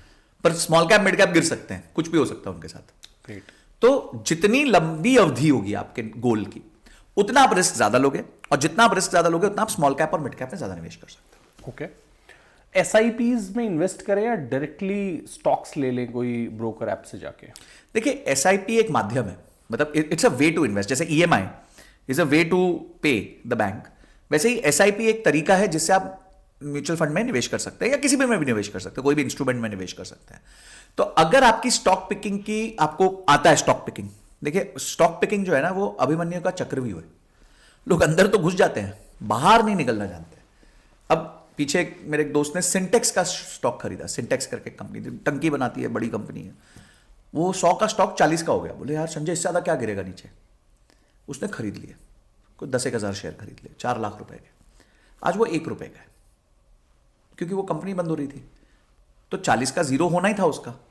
तो पॉइंट ये है कि आपको लगता है यार 100 वाली चीज 40 में मिल रही है, अरे पूछ तो लो क्यों मिल रही है। मैं एक बार डेबेनम्स करके एक शॉप होती थी बॉम्बे में, बड़ी अच्छी यूके की शॉप थी, तो मैं गया और घुसा अंदर, तो उसमें 90% सेल। बोला यार ये तो इतना बड़ा शोरूम है, इतने अच्छे मॉल में है, ये 90% सेल। बोला 5 दिन बाद बंद कर रहे हैं दुकान, नहीं बेच पा रहे यहाँ पे, अच्छे कपड़े थे, तो हमने तो जम के उठा लिए, ठीक है, क्योंकि चलो कपड़ों की बात थी, आवश्यकता थी, पर यहां स्टॉक जीरो होने वाला है भाई, तुम्हें इससे रिटर्न्स की अपेक्षा है, तो कोई चीज अगर बहुत सस्ती मिल रही है उसका कोई कारण होता है, तो वो कारण समझ लो पहले। वो कंपनी एनसीएलटी में चली गई, कुछ इशू हो गया। सो मेरे हिसाब से अगर आपका फुल टाइम काम कुछ और है, धंधा कर रहे हो, नौकरी कर रहे हो, फ्रीलांसर हो, स्टॉक पिकिंग मत करो। राहुल जी मैं सीएफए हूं, मेरा काम है स्टॉक पिकिंग करना, मतलब मेरे पास डिग्री है उस चीज की, फिर भी मैं नहीं करता, फिर भी मैं म्यूचुअल फंड्स के थ्रू करता हूं। मेरे पोर्टफोलियो में 95% म्यूचुअल फंड्स है और 5% स्टॉक है, और वो भी इसलिए क्योंकि मेरे फादर स्टॉक मार्केट में बहुत ज्यादा ट्रेड करते हैं, उनको बड़ा शौक है, तो उन्होंने मेरे लिए भी खरीद दिए थे कुछ शेयर्स। तो मैं खुद ही नहीं खरीदता, मैं तो सीधा सीधा म्यूचुअल फंड में डालूं, महीने का पैसा जो बना हुआ है वो बना हुआ है। हमारे तो बड़े आमदनी के 3 हिस्से हैं, एक मोदी जी को जाता है, एक म्यूचुअल फंड में जाता है, और एक घर चलाने में जाता है। बड़ा सिंपल अपने सेग्रीगेशन किया। सबसे बड़ा हिस्सा तो मोदी जी को जाता है, तो 1/3 तो वो लेके जा रहे हैं। मोदी जी बुरे इंसान नहीं है, मुझे लग रहा है ताई जो पता नहीं ये पार्ट एडिट तो नहीं करना पड़ेगा। नहीं, आई थिंक देखिए, मैं टू आंसर दिस क्वेश्चन, अब आप डिप्लोमेटिक रिप्लाई, नहीं डिप्लोमेटिक नहीं, मैं आपको डेटा ओरिएंटेड रिप्लाई दूंगा, तो डेटा डिप्लोमेसी करूंगा मैं आपके साथ। तो डेटा डिप्लोमेसी ये देखे, इंडिया की हालत बहुत खराब है। When you talk about budget of India, आप देखिए कॉन्ट्रीब्यूटर्स आर 1.4%, 1.5%। अब 1.5% के कंट्रीब्यूशन से ही देश चल रहा है। अब अगर इन 1.5 को भी कुछ ज्यादा रियायत दे दी तो देश कैसे चलेगा, क्योंकि 98.5% तो फ्री है। 80 करोड़ लोगों को राहुल भाई मुफ्त अनाज मिल रहा है आज, वो कैसे मिल रहा है? हम कुछ लोग दे रहे हैं तो, पर अगर मैं लोगों से एक प्रश्न पूछता हूं कि आपको अगर भगवान से अपने लिए कोई प्रेयर करनी हो तो आप क्या प्रे करोगे, कि मैं ज्यादा इनकम टैक्स दूं या मैं उस 80 करोड़ में बैठूं जहां मुफ्त अनाज मिल रहा है? मैं तो यही प्रे करूंगा कि मेरे को ज्यादा टैक्स देना पड़े। तो मुझे ऐसा लगता है कि इस बात को लेके क्रिब करना, दुखी होना कि टैक्स ज्यादा है, टैक्स ज्यादा है, मेरे हिसाब से वो आपके कंट्रोल में ही नहीं है। अब आपकी बात निर्मला मैम सुन भी लेंगी तो शायद ठीक है, बोलेंगी कि चलो स्लैब थोड़ा सा इंप्रूव कर देती हूँ, अभी तक 5 लाख तक छूट दे रही थी, अब 8 लाख दे दूंगी। हो सकता है मेरा पॉडकास्ट शो बंद करवा दे। वो नाराजगी हो जाए तो कुछ भी कर सकती है वो। तो बट माय पॉइंट इज कि it is better to think कि मैं ज्यादा कैसे कमाऊं, कि बहुत कमाऊं यार, कोई चक्कर ही नहीं है। और दूसरा विकल्प है फिर आप देश छोड़ के जाओ। आपको लगता है कि भाई अगर आपके पास नहीं है, जो पीछे बहुत लोग कर रहे हैं कि भाई नहीं ठीक है, मुझे लगता है कि मैं I can sell my skills better somewhere and मेरे को टैक्स वैक्स देने की जरूरत नहीं है। दुबई जा रहे हैं दुबई जा रहे हैं बहुत सारे लोग, दुबई जा रहे हैं बहुत सारे लोग, और भी जगहों पे जा रहे हैं, जैसे कुछ लोग यूरोप की ले रहे हैं, खरीद रहे हैं सिटीजनशिप, बिकॉज वहाँ भी लोग ही नहीं है। इटली में तो एक गाँव है जो घर मुश्किल से 20,000 रुपये 30,000 रुपये में दे रहा है, क्योंकि गाँव में बच्चा ही नहीं कोई। By the way Sanjay ji, ये जो बहुत सारे लोग जा रहे हैं ना, इनमें से एक बड़ा चंक है जो 3, 4, 5, 7, 8 साल में वापस भी आ रहे हैं, और उनकी स्टोरी लोगों को नहीं पता है। आपको मैं मजेदार बात बताऊं, मुझे आज इतनी रिक्वेस्ट आती है इंस्टाग्राम पे कि संजय सर मैं यूएस में 15 साल हो गए, 3 साल बाद मुझे इंडिया आना है, मुझे बताइए मैं कैसे म्यूचुअल फंड में इन्वेस्ट करूं तो मेरा कॉर्पस बन जाए। कल ही एक व्यक्ति का फोन आया, उनका भी नाम बाय चांस संजय था, and he is in California. तो मैंने उनसे पूछा कि भाई आपके तो वहाँ अभी पीछे बहुत भीषण आग लगी है, जो बहुत बहुत बड़ा, बोलते संजय जी मेरे घर से दिख रही है वो आग, मतलब इतनी पास है। तो मैंने बहुत लॉस हुआ होगा, बोलता है ये सारा खत्म हो गया, हॉलीवुड और वो सब जो लिखा हुआ था, और वहाँ बड़े बड़े लोगों के घर थे, और ये सब तो बहुत इशू हुआ है। तो ऐसा नहीं है पीड़ा हमारे यहाँ है, पीड़ा हर जगह है, हर अलग तरीके की पीड़ा। अभी ऑस्ट्रेलिया में पीछे वाइल्ड फायर लग गई थी, ठीक है, दुबई में किस तरीके की बाढ़ आई, गाड़ियां बह रही हैं, मतलब किसी ने सोचा दुबई में बाढ़ आ गई, मतलब यू डोंट नो, कैटास्ट्रोफी कहीं भी आ सकती है। एंड ऐसा नहीं है कि these countries are better prepared than us. मेरे को लगता है कभी कभी India is much better prepared now. Covid हमने बहुत अच्छा हैंडल किया था, स्पेशली वेव 1 एंड वेव 2 भी बुरी नहीं हैंडल की। देखिए आपको प्रपोर्शन में देखना पड़ता है इम्पैक्ट। अगर मैं कहूं कि आज मेरा स्टॉक 10% गिरा, तो मुझे ये भी तो देखना पड़ेगा निफ्टी कितना गिरा है। तो मेजर आपको कंट्री, अमेरिका तो ठीक से हैंडल कर ही नहीं पा रहा था, कोई भी डेवलप कंट्री, उल्टा डेवलप कंट्री से ज्यादा बैंड बजी हुई थी। इटली में इस टाइम पे इतने बिजनेसेस बिकने को हैं, 2 टाइम मल्टीपल पे अपने प्रॉफिट के। आप अपना झोला लेके जाओ राहुल जी, इटली 4 बिजनेस उठा के लाओगे आप, मतलब जैसे अपन शॉपिंग कार्ट लेके जाते हैं ना ये रिटेल स्टोर में। क्यों?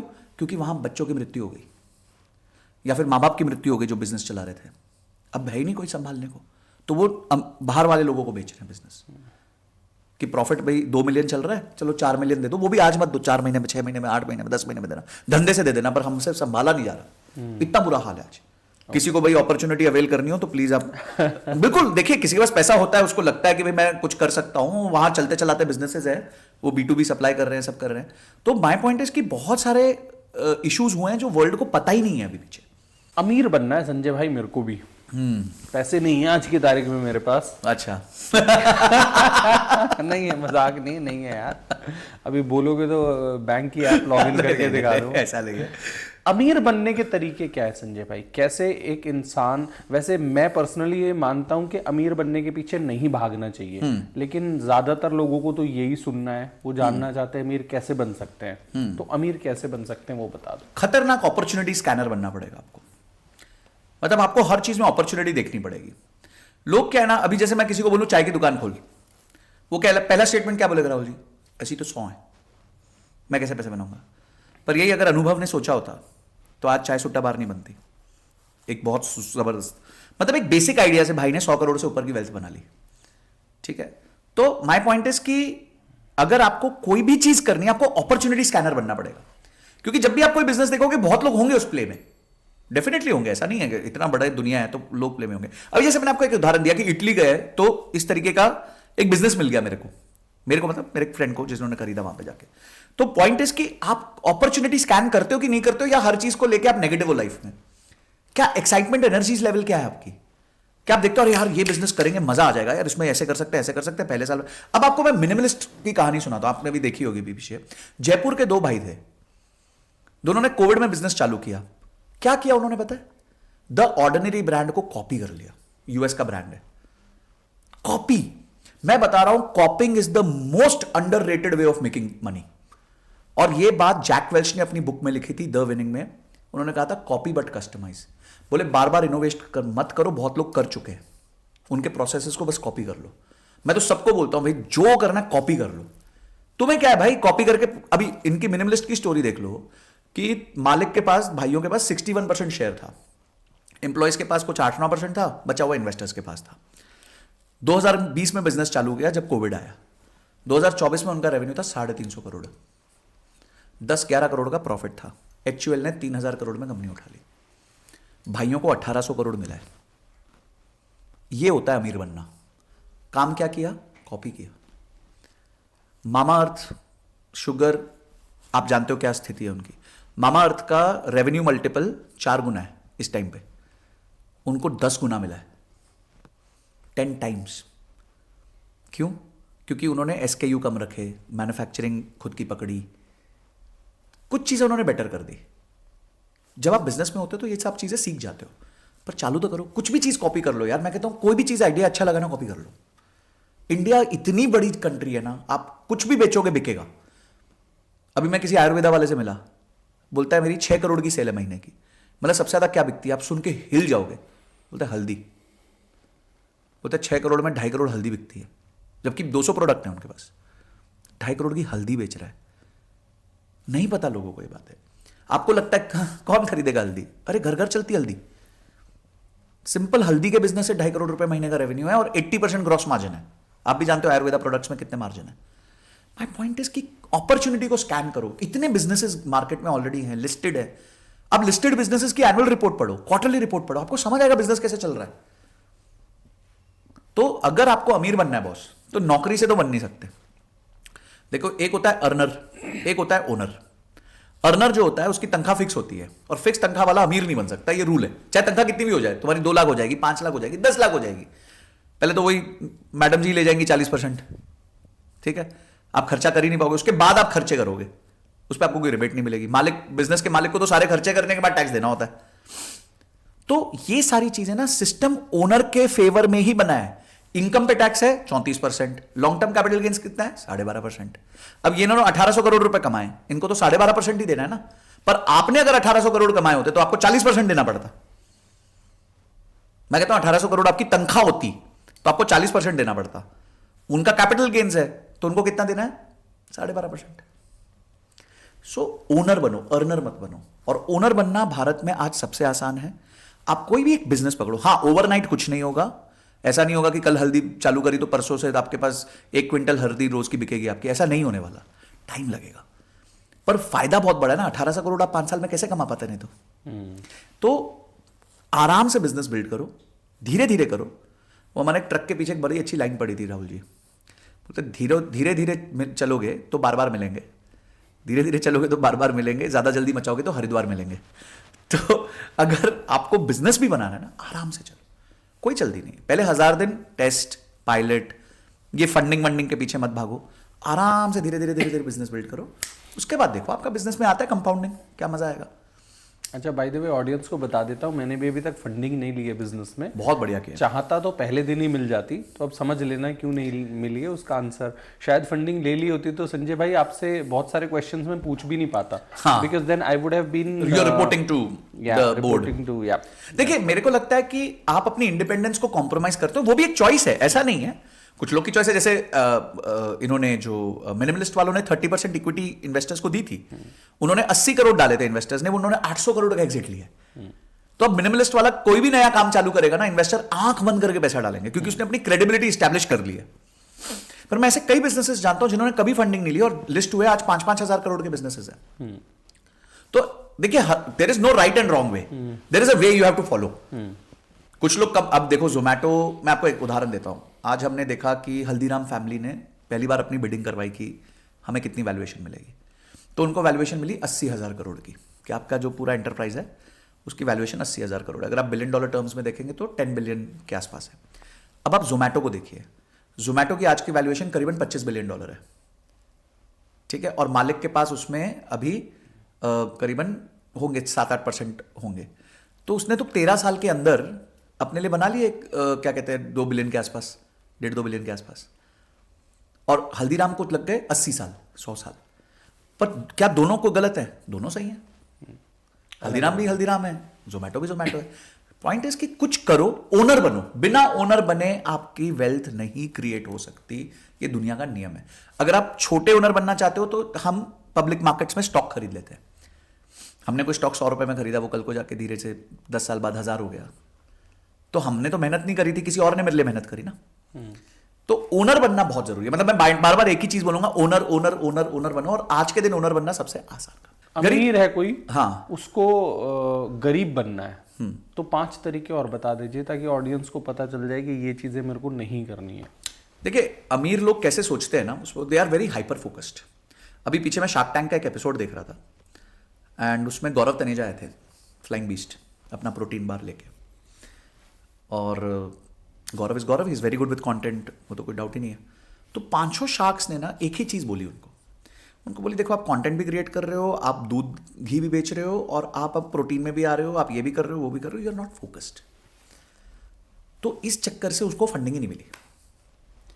तो आपको देखना है बड़े लोग क्या बिहेवियर को रिवॉर्ड करते हैं, और सबने अपनी अपनी कहानी सुनाई।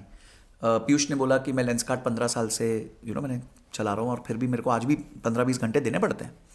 अनुपम मित्तल शादी.com, उन्होंने बोला मैंने बहुत सारी चीज़ें की तो शादी.com खराब हो गया, फिर मैंने सारी चीज़ें बंद कर दी, तो फिर मैं शादी.com को फिर से लेके आ गया। I think the most underrated skill is focus. मैं डॉक्टर वेल्लू मनी से एक बार मिला था, उन्होंने बड़ी अच्छी बात बोली। बोलते there are 2 types of people in this world, one who are successful and the others who lost focus. मतलब वो सिंपल कहना चाहते थे कि जिसका फोकस नहीं है वो सक्सेसफुल नहीं हो सकता। तो आपको अगर गरीब बनना है तो अपना फोकस छोड़ दो, डिस्ट्रैक्शन ले आओ। सुबह ये सोचो कि मेरे को यहाँ नौकरी करनी है, दोपहर को ये सोचो मेरे को धंधा बनाना है, पर शाम को ये सोचो मेरे को गर्लफ्रेंड को डेट पे लेके जाना है, रात को ये सोचो मेरे को रील्स देखनी है। ये करते रहो, आप जिंदगी भर गरीब ही रहोगे, क्योंकि यू आर हाईली डिफोकस्ड। आपको पता ही नहीं आपको करना क्या है। तो फोकस ना रखना आपको गरीब जरूर बना देगा। दूसरी चीज जो आपको गरीब बनाती है, जो मैंने पहले भी कहा, कि बजटिंग ना करना। हम ना कभी कभी 80 रुपए का टमाटर लेने जाते हैं ना, तो भी नेगोशिएट कर लेते हैं कि 20 रुपए कम कर दे भाई। पर हम जब सब्सक्रिप्शन के लिए पे करते हैं, हम जब ये जोमेटो और स्विगी और जेप्टो और ये सब कर रहे होते हैं, तब क्यों नहीं सोचते ये सारी चीज़ें। मेरे पास एक बच्चा आया, स्टूडेंट था मेरा, वो बोलता है कि सर मेरा ना यूपीआई पे 8,000 रुपये महीने का खर्चा है, मेरे को पता ही नहीं जा कर रहा है। एक तो यूपीआई ने सबको बर्बाद किया हुआ है। ये मैं तेरे पैसे तेरा भाई देगा, ठाक, अब मैं देता हूँ, तू चिंता मत करना, ठाक। क्योंकि उनको फ्रिक्शन नहीं आ रहा ना, फील नहीं हो रहा उनके जेब से पैसा जा रहा है। मैं तो राहुल भाई अभी भी कैश कैरी करता हूँ, कोशिश करता हूँ यूपीआई से ना ही पे करूँ। दर्द हो, 15 रुपए की चाय पीने में भी दर्द हो कि यार जेब से गया पैसा। तो पॉइंट इज कि अगर आप बजटिंग नहीं करेंगे तो आपको पता ही नहीं कि आपका पैसा जा कहाँ रहा है, आप बेसुध रहेंगे, और अगेन आपका पैसे पे कंट्रोल नहीं होगा, आप कभी भी फाइनेंशियली इंडिपेंडेंट, रिच कुछ भी नहीं बन सकते। ये जितनी बड़ी ऑर्गेनाइजेशन है सारी बजटिंग करती है, आप भी करते होंगे 100%। अगले 3 महीने क्या खर्चे होंगे, फिक्स खर्चे क्या होंगे, ये क्या होगा, सप्लायर को कितना देना है, वर्किंग कैपिटल कितना रखना है, करते होंगे। एनुअल ऑपरेटिंग प्लान, एओपी बनाते हो आप लोग सब। मैं कह रहा हूँ कुछ मत करो यार, अगले 1 महीने का ही बना लो। मैं आप सबसे पूछता हूँ आपका सब्सक्रिप्शन का खर्चा कितना, जरा कमेंट बॉक्स में बताओ, किसी को पता ही नहीं होगा। एक वहाँ Amazon चल रहा है, यहाँ नेटफ्लिक्स चल रहा है, यहाँ पे जी चल रहा है, यहाँ पे 5 चल रहा है, यहाँ पे मैंने एक बंदे ने बोलता 3 डोंगल है मेरे पास, मैं यूज नहीं करता। मतलब महीने का कितना बोलता, 600 रुपया ईच, 1800 रुपये तू भाई खर्च कर रहा है, तेरे को पता ही नहीं है तेरा पैसा खर्च हो रहा है। भाई या तो तू बहुत ही कमा ले, 20 लाख रुपए महीना कमा रहा है, तो ये सब छोटे मोटे आदमी राइट ऑफ कर जाता है कि चलो ठीक है 50,000 की तो मैं महीने की गलतियां करूंगा। सो ये दूसरी चीज है जो आपको डिफोकस होना और बजट पे फोकस ना करना, ये 2 चीजें मुझे लगता है कि बहुत ज्यादा आपको पुअर बना सकते हैं। ठीक है, thank you so much Sanjay भाई, बहुत मजा आया इस पॉडकास्ट में। जाने से पहले चाहूंगा कि आप युवाओं को कुछ टिप्स दे दें, 5 टिप्स जो उनको लाइफ में फॉलो करने चाहिए अपने जीवन को बेहतर बनाने के लिए, या पैसे बनाने के लिए, पैसों को मल्टीप्लाई करने के लिए। कोई 5 टिप्स आप देना चाहेंगे? फर्स्ट इज, पैसा मल्टीप्लाई होगा एक्टिव इनकम से, पैसिव इनकम से नहीं होगा। पैसिव इनकम से वेल्थ बिल्ड होगी लॉन्ग टर्म में। सेकंड इज कि एक फ्रेमवर्क है, मैं जो बोलता हूं सबको प्लीज फॉलो कीजिए। उस फ्रेमवर्क का नाम है BEII। बी मतलब बजटिंग, अपनी बजटिंग कीजिए, अपने खर्चों का लेखा जोखा बनाइए। ई मतलब इमरजेंसी फंड, इमीडिएटली अपना इमरजेंसी फंड क्रिएट करिए। आई मतलब इंश्योरेंस, फटाफट इंश्योरेंस, एटलीस्ट हेल्थ इंश्योरेंस ले लीजिए। और आई इन्वेस्टमेंट, फिर आप अपनी इन्वेस्टमेंट जर्नी चालू करिए। अगर आप इसको फॉलो करेंगे जिंदगी में पैसे को लेकर आपको कभी तकलीफ नहीं आएगी, इट इज इम्पॉसिबल। थर्ड, अगर आपको कुछ लाइफ में बिल्ड करना है, एज अ बिजनेस बिल्ड करना है, एज अ सोलोप्रेन्योर बिल्ड करना है, एज अ फ्रीलांसर बिल्ड करना है, तो पहले हाईली स्किल ओरिएंटेड हो जाइए। रितेश अग्रवाल भी कहते हैं कि जब मैंने ओयो बनाया उससे पहले मैंने बेडशीट्स खरीदने जाता था, खुद रिसेप्शन पे खुद खड़ा होता था, और तब जाके उन्होंने एक एंटरप्राइज बिल्ड करी है। तो जब तक आप अपने हाथ काले नहीं करोगे, अपने हाथ गंदे नहीं करोगे, तब तक आप कुछ नहीं कर पाओगे जीवन में। तो स्किल्स पे बहुत फोकस कीजिए। और फोर्थ है स्किल्स को मोनेटाइज करना सीखिए। एक होता है स्किल्स बनाना सीखिए, एक है स्किल्स को मोनेटाइज करना सीखिए। हमारे कहावत है जंगल में मोर नाचा किसने देखा। तो आप हो सकता है मोर हो, बहुत सुंदर हो, बहुत खूबसूरत हो, पर अगर आप जंगल में हो तो nobody is gonna pay for you. और पांचवा मैं कहता हूं लोगों को अपनी इकिगाई जरूर ढूंढ लेना लाइफ में। इकिगाई का मतलब होता है जो आप करना पसंद करते हो, जो आप करने में आपकी निपुणता है, और जो मार्केट जिसके लिए पैसा देने को तैयार है। अगर ये तीन चीजों का इंटरसेक्शन आपने ढूंढ लिया, जैसे मेरे लिए वो कंटेंट था, टीचिंग था, तो आज मैं बड़ा इंजॉय करता हूं। ऐसा नहीं है राहुल भाई कि मैं फाइनेंशियली इंडिपेंडेंट होने के बाद कम काम कर रहा हूं, शायद मैं ज्यादा काम कर रहा हूं, बट आज मैं उसको एंजॉय करता हूं क्योंकि वो तीनों का इंटरसेक्शन है। मुझे एक फुलफिलिंग लाइफ मिलती है उस वजह से। तो आई थिंक ये कुछ टिप्स हैं जो मैं देना चाहूंगा आज के लिए। Thank you so much Sanjay भाई, बहुत मजा आया इस पॉडकास्ट में। आई एम श्योर जिन लोगों ने यहाँ तक पॉडकास्ट देखा, थैंक यू सो मच। बहुत सारा डिस्ट्रैक्शन भी आप देख सकते थे, बहुत सारी चीजें इंटरनेट पे चल रही है, उन्होंने वो छोड़ के फाइनेंस से रिलेटेड पॉडकास्ट देखा है। So thank you so much. और कोई क्वेश्चंस आपके हो फाइनेंस से रिलेटेड तो आप कमेंट्स में लिखें, कोशिश करेंगे संजय भाई और हम उनको रिप्लाई करने की। Thank you so much once again, और बने रहिए और अच्छे पॉडकास्ट आपके लिए फ्यूचर में लाने वाले हैं। Thank you, thank you Rahul ji.